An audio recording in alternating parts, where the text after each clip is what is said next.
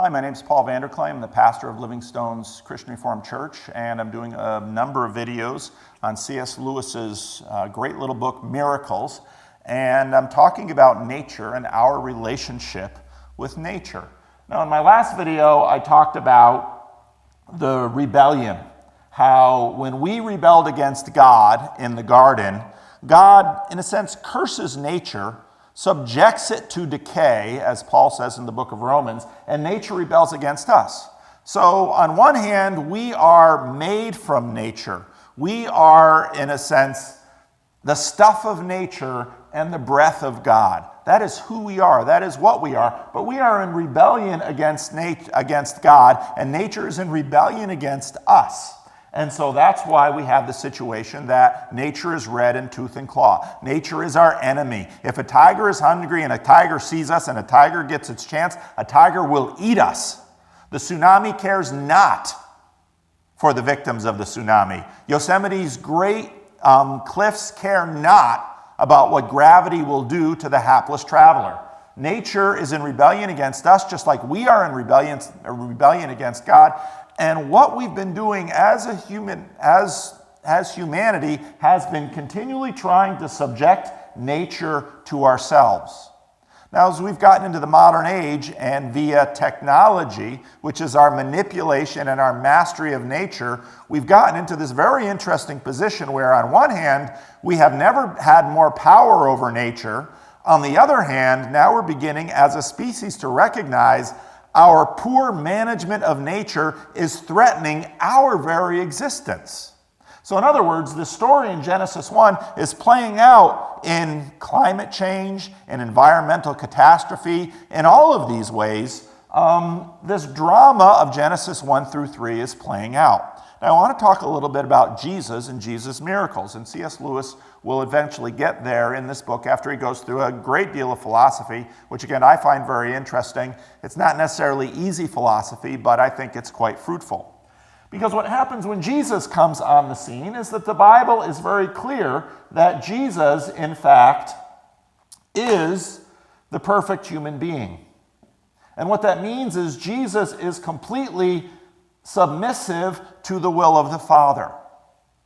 And what that also means is because unlike the man and the woman and their children, who are all of us who are in rebellion against God, Jesus is not in rebellion against God, and therefore, guess what? Nature is not in rebellion against him. And this is why Jesus can walk on water. This is why Jesus can multiply loaves and fishes. This is why Jesus can still a storm with a word. This is why Jesus can bring the dead back to life. Because according to this picture, Jesus is how Adam should have been. Jesus is how we should have been. Jesus is fully subservient to God the Father, and therefore nature is fully subservient to him. And the miracles of the Bible are in line with this image. Now, this obviously for us tantalizes us, because wouldn't we love, in fact, we spend all of this time and effort making nature our slave, but we've learned that as we make nature our slave, nature rebels against us. Now, we can make nature our slave because nature was designed to be our servant. But what is the difference between a willing, happy, and fruitful servant and a slave? A slave does it against their will. A servant does it willingly. Now, again, we're going to have a lot of issues about our egalitarian culture in this, and actually C.S. Lewis talks a little bit about that in here, and a lot more about that in other ways. And if you kvetch too much at this idea about nature being our slave or nature being our servant, think about your life. Think about what we do and what it costs the planet for us to be able to go 500 miles an hour across the continent, or for us to be able to go 100 miles an hour across the state. And then we shouldn't have too many uppity ideas about, oh, we're so magnanimous towards nature. No, we like nature on a leash, because we know that when nature is off leash, Nature, in all of her fury, will kill us in a moment.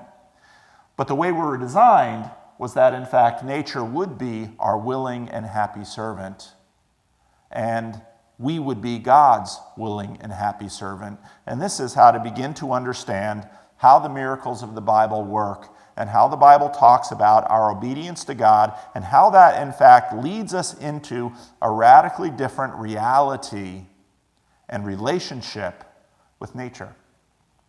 So I think that'll be it for the number of videos that I do today. I'll post these over the week on YouTube, and hopefully, if I have enough self-discipline, I'll continue to do more of these videos.